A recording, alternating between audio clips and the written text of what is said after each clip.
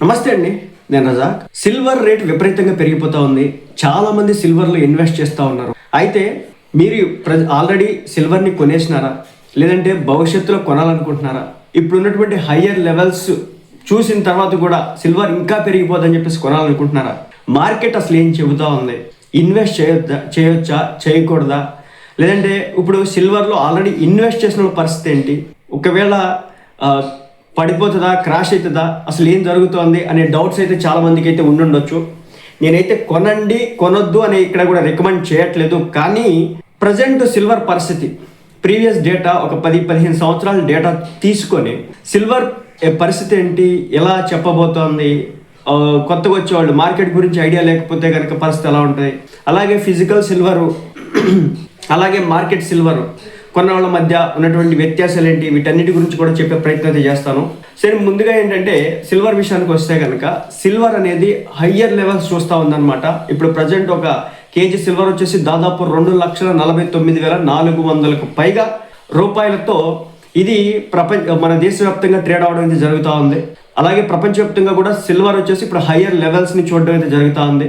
ఎందుకింత బేసిక్ ఏంటంటే సిల్వర్ మీద బజ్ బాగా ఏర్పడింది అనమాట. ఎందుకంటే రిజర్వ్స్ తగ్గిపోతా ఉన్నాయి, సిల్వర్ రిజర్వ్స్ తగ్గిపోతున్నాయి అని చెప్పేసి ఒక పుకారు భయంకరంగా వైరల్ అవుతుంది. నెంబర్ 1. నెంబర్ 2 ఏంటంటే సిల్వర్ రేటు అనుకున్న దానికంటే తక్కువ ఉంది కాబట్టి విపరీతంగా పెంచుతున్నారు అని చెప్పేసి అయితే ఉంది.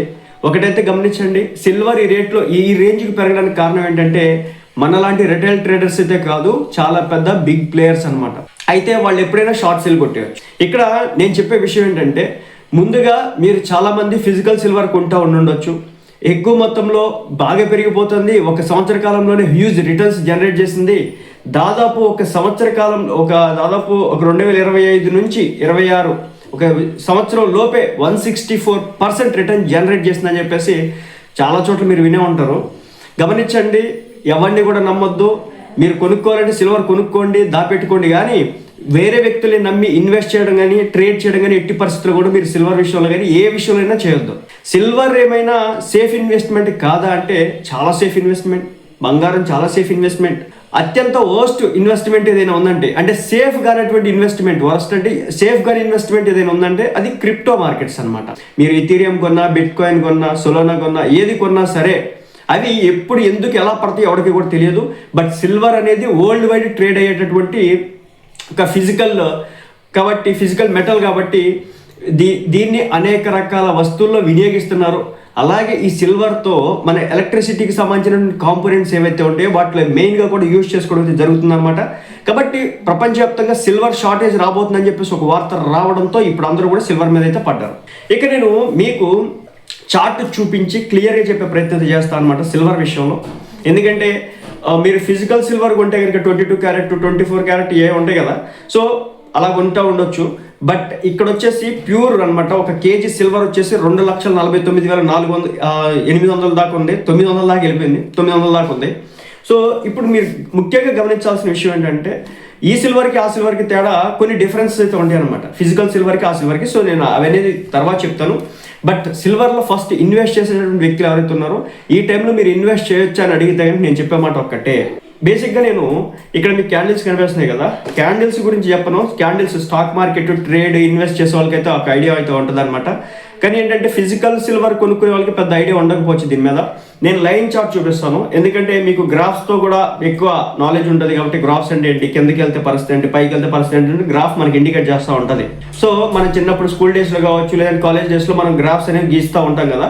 సో గ్రాఫ్ని ఇండికేట్ చేసే విధంగా నేను లైన్ చార్ట్ అయితే ఇక్కడ మీకు చూపిస్తాను అనమాట. మీరు ఇక్కడ చూసినట్లయితే కనుక ఇది మంత్లీ చార్ట్ అనమాట. అంటే ఎవ్రీ మంత్కి ఒక క్యాండిల్ మూవ్ అవుతుంది అనమాట. ఈ క్యాండిల్ ఇంతకుముందు చూపించింది. సో అలా ఇది ఒక మంత్లీ చార్ట్ అనమాట. సో మంత్లీ చార్ట్ విషయానికి వస్తే కనుక మీరు ఇక్కడ చూడండి, ఇక్కడ డేటా వచ్చేసి 2015 నుంచి అయితే మనకి ఉందన్నమాట. ఇప్పటికి 2025కి దాదాపు 10 years అవుతుంది. కాబట్టి ఈ 10 years ఇది వచ్చేసి సిల్వర్ ఫ్యూచర్స్ కాబట్టి ఎలా ఉందో ఇప్పుడు నేను చెప్తాను. మీరు ఇక్కడ చూసినట్లయితే కనుక 2015లో ఇది వచ్చేసి దాదాపు 33,740 రూపాయలు కేజీ ఉంటే, ఆ తర్వాత ఇది వచ్చేసి 2016కి దాదాపు 48,000 వరకు రీచ్ అయింది. అంటే ఒక సంవత్సర కాలంలో దాదాపు అంత రీచ్ అయిందనమాట. 38,000 దగ్గర నుంచి 33,000 దగ్గర నుంచి ఒక్కసారిగా దాదాపు 48,000 వరకు రీచ్ అయింది. అంటే 14,000కు పైగా, ఇంచుమించు 15,000 లోపు వరకు 43% రిటర్న్ అయితే 3 ఇయర్స్లో జనరేట్ చేయడం అయితే జరిగింది. ఆ తర్వాత ఇదేం చేసింది, కొన్ని సంవత్సరాల పాటు వచ్చేసి సైడ్ వేస్ చేయడం అయితే జరిగింది అనమాట. అంటే మీరు ఇక్కడ చూడండి, సిల్వర్ పెరిగిపోతా ఉంది కదా, పడదా అంటే ఎందుకు పడదు, ఇదిగో చూడండి, ఇది రియాలిటీ ఇదనమాట. చాలా మంది పెరుగుతుంది ఇన్వెస్ట్ చేస్తారు, పడుతుంది. ఒకవేళ పడితే ఎన్ని సంవత్సరాలు ఆ టాప్ని రీచ్ అవుతుందో కూడా ఇప్పుడు చూడొచ్చు మనం. సో ఇక్కడ మీరు చూసినట్లయితే 2015వ సంవత్సరం డిసెంబర్లో 33,000 ఉంది, 34,000 ఉంది. ఆ తర్వాత 2016కి వెళ్తే కనుక 40,000 అయింది. అక్కడ నుంచి మళ్ళీ టాప్ని టచ్ చేయడం కోసం అని చెప్పేసి దాదాపు 2019 వరకు ఎదురు చూడాల్సి వచ్చింది. అంటే 2016 నుంచి 2019 వరకు దాదాపు 3 సంవత్సరాల పాటు ఈ సిల్వర్ ఎలా ఉందంటే ఆ హైని టచ్ చేయలేకపోయింది అనమాట. 3 సంవత్సరాల పాటు అది సైడ్ వేస్ చేసుకుంటా లోస్ని టచ్ అవ్వకుండా వెళ్ళినటువంటి పరిస్థితి అనమాట. ఎంత లోస్ని టచ్ చేసిందంటే మీరు ఇక్కడ ఫిబొనాచి చెక్ చేసుకోవచ్చు అనమాట, ఎంత లోస్ని టచ్ చేసిందని చెప్పడానికి. సో మీరు ఇక్కడ చూడండి, ఫిబొనాచి చేస్తాను, ఇదేం చెప్తుంది అంటే మార్కెట్ ఎంత పడిందని చెప్పేసి క్లియర్గా ఇండికేట్ చేస్తాను అనమాట. దీన్ని లీడింగ్ ఇండికేటర్ అంటారు. సో ఇక్కడ 60% కాదు 70% వరకు డౌన్ అవడం జరిగింది. 2015లో దాదాపు డిసెంబర్లో 33,000 దగ్గర నుంచి పైకి వెళ్ళిపోయి 2016లో 47,000 దాకా వెళ్ళిపోయి అక్కడ నుంచి దాదాపు లో ఎంత చూసిందంటే 36,000 వరకు చూసింది. అది కూడా 2018లో. ఆ తర్వాత మార్కెట్ రికవర్ అయింది 70% రిట్రేస్మెంట్ లెవెల్స్ దగ్గర నుంచి. ఆ తర్వాత అది పైకి వెళ్ళడం జరిగింది. అంటే సిల్వర్ పడదంటే పడిద్ది. దాదాపు 10,000 దగ్గర నుంచి అది 20,000 దగ్గరికి వెళ్ళి మళ్ళీ ఇంచుమించు 12,000లో వచ్చినటువంటి పరిస్థితి. ఇది మార్కెట్ రియాలిటీ అనమాట. ఇంకా ఆ తర్వాత చూడండి, మళ్ళీ లో దగ్గర నుంచి ఒక హైట్ అయితే ఇది ఫామ్ చేసింది. ఎప్పుడు లో టచ్ చేసిందంటే దాదాపు 2019-18 సరే డిసెంబర్ 2018-19 ఆ మధ్యలో చేసింది కాబట్టి అక్కడ నుంచి మళ్ళీ టాప్కి వెళ్ళడానికి 2020 ఆగస్ట్కి అయితే వెళ్ళింది అనమాట. సో మీరు చెక్ చేసినట్లయితే కనుక ఎంత రిటర్న్ జనరేట్ చేసింది, దాదాపుగా ఇక్కడ నుంచి ఇక్కడికి 89%, 95% వరకు రిటర్న్ జనరేట్ చేసింది. మళ్ళీ పడలేదంటే మళ్ళీ పడింది.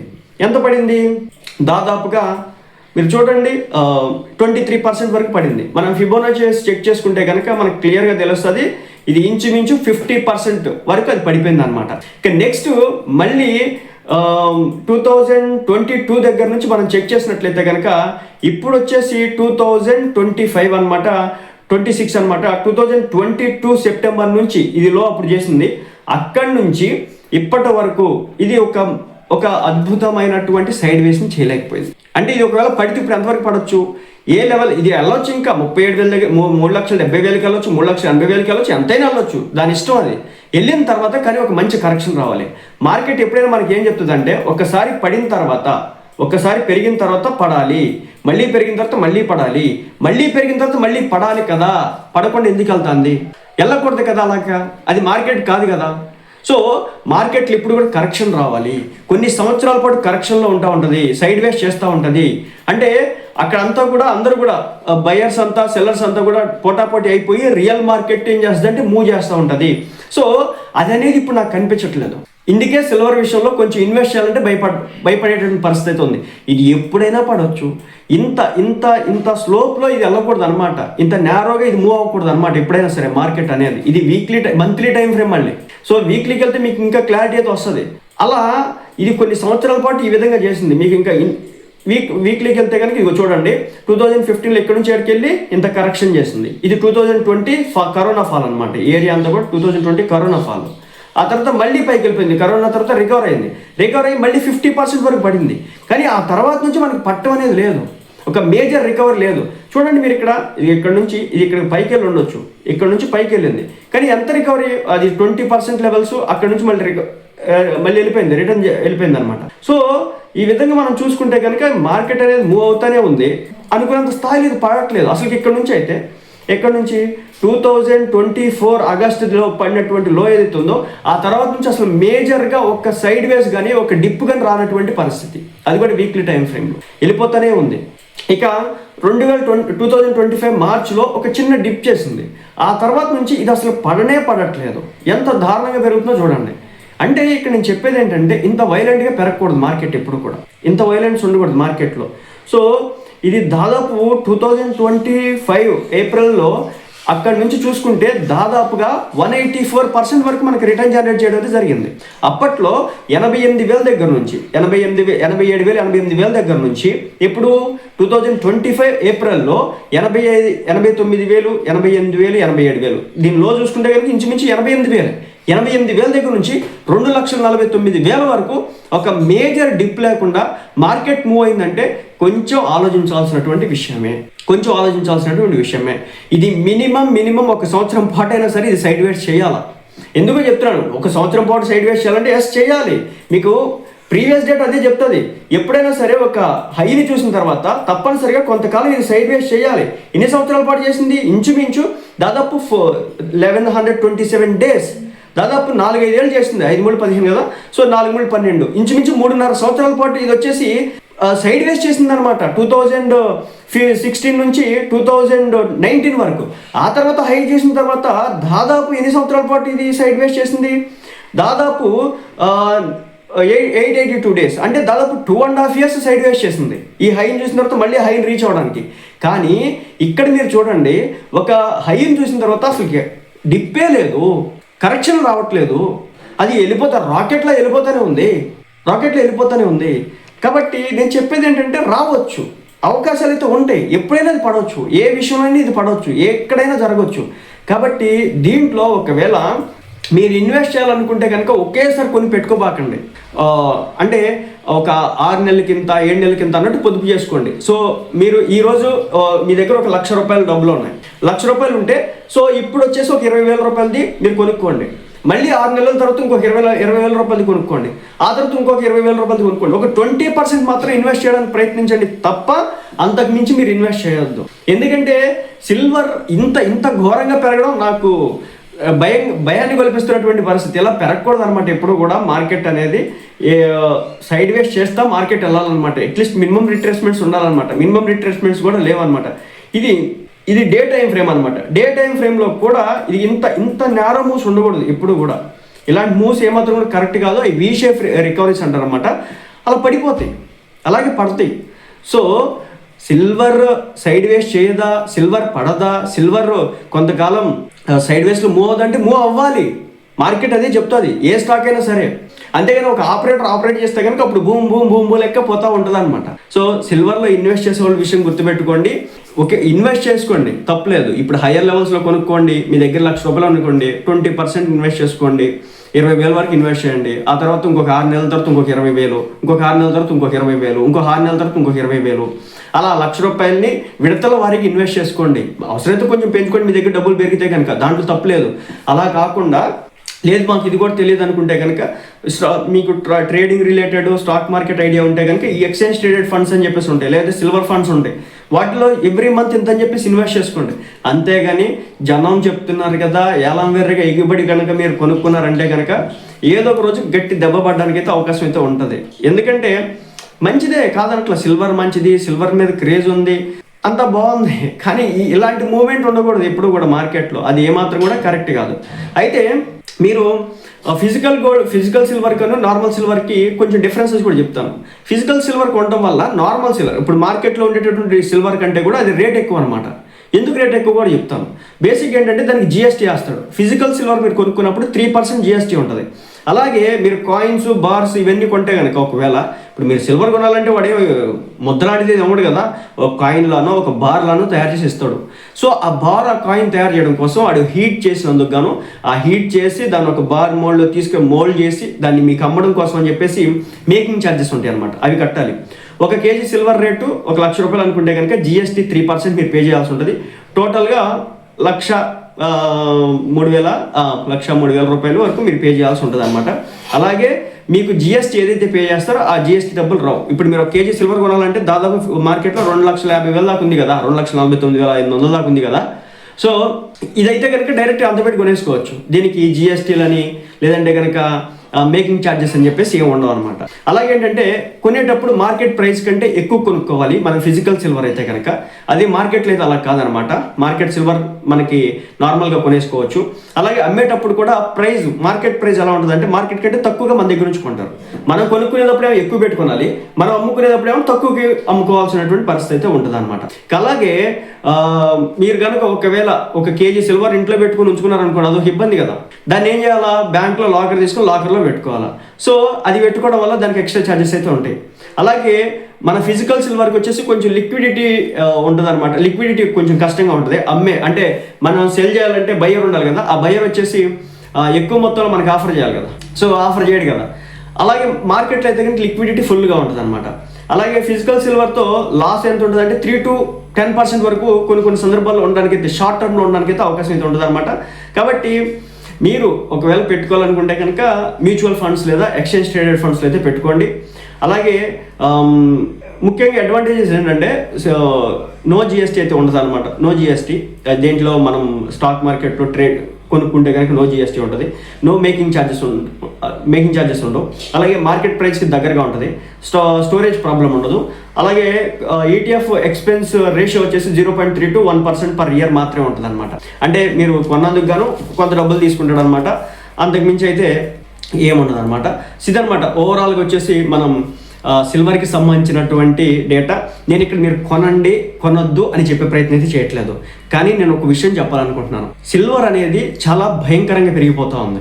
ఇంకా పెరగచ్చు, పడవచ్చు, చెప్పలేము. మన ఎవరికి కూడా తెలియదు. ఒక స్టాక్ యొక్క వాల్యూ కావచ్చు, అంటే ఒక షేర్ యొక్క ప్రైస్ వాల్యూ కావచ్చు, లేదంటే కనుక ఒక సిల్వర్ కావచ్చు, కమోడిటీస్ కావచ్చు, ఇవన్నీ కూడా ఏమంటే కొన్నిసార్లు మంచిగా పెర్ఫామ్ చేసినప్పటికీ కూడా కంపెనీస్ మార్కెట్ ఇన్స్టెబిలిటీ కారణంగా కొన్ని సందర్భాలు పడిపోతాయి అనమాట. కానీ ఈ గోల్డ్ కావచ్చు, సిల్వర్ కావచ్చు ఒక ర్యాపిడ్ మూవ్ అయితే తీసుకుంటే తప్ప ఇవి పడట్లేదు. ఇవి పడాలి, కొంతకాలం అయినా పడాలి. అట్లీస్ట్ ఒక 6 నెలలు 7 నెలలన్నా ఒక 20% 30% వరకు డౌన్ కావాలి. అవి డౌన్ కాకపోతే కష్టం అనమాట. కాబట్టి సిల్వర్లో కొత్తగా ఇన్వెస్ట్ చేయాలనుకునే వాళ్ళు ఒకేసారి డబ్బులన్నీ తీసుకెళ్ళి షార్ట్ టర్మ్ గెయిన్స్ కోసం మీరు ఇన్వెస్ట్ చేయొద్దు.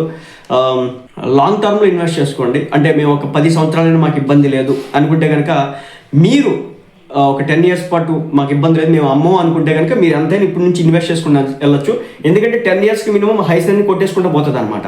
కానీ షార్ట్ టర్మ్ 1 సంవత్సరం 2 సంవత్సరాలు 3 సంవత్సరాల వరకు, ఇంకా 6 నెలల వరకు కూడా ఇన్వెస్ట్ చేసే బ్యాపులు ఉంటారు. దయచేసి 6 నెలలకి సంవత్సరం లోపు ఇన్వెస్ట్మెంట్ కోసం అయితే హ్యూజ్ అమౌంట్ తీసుకొచ్చి దీంట్లో డంప్ చేయొద్దు. ఒకవేళ పెట్టాలనుకుంటే విడతల వారికి ఒక 6 నెలలు చొప్పు యాడ్ చేసుకోండి. లేదంటే కనుక మీరు ETFs కొనుక్కున్న మ్యూచువల్ ఫండ్స్లో పెట్టిన ఎవ్రీ మంత్ ఎంత అని చెప్పేసి ఒక 5,000 10,000 15,000 ఇలా ఇన్వెస్ట్ చేసుకుంటే వెళ్ళండి తప్ప ఒకేసారి మీరు చేసినారంటే కనుక అది సడన్ టప్ అంటుంది ఒక రోజున, అప్పుడు ఇబ్బంది పడతారు. లేదంటే లంసం మీరు ఇన్వెస్ట్ చేసుకుంటే 15 సంవత్సరాల పాటు దాన్ని కదిలించకండి, ఆటోమేటిక్గా పెరుగుతుంది.